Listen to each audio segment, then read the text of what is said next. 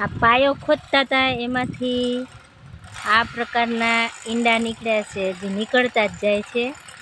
તમને ખબર હોય તો કહેજો કોઈને પણ કે આ ઈંડા શાના છે.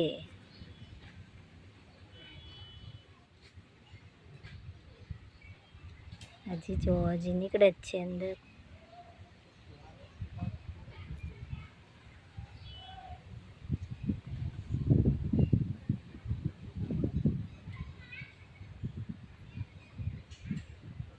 હવે પૂરા થઈ ગયા છે. આ બધા અંદર જો આ બધા ઈંડા જ છે, જે અહીં સુધી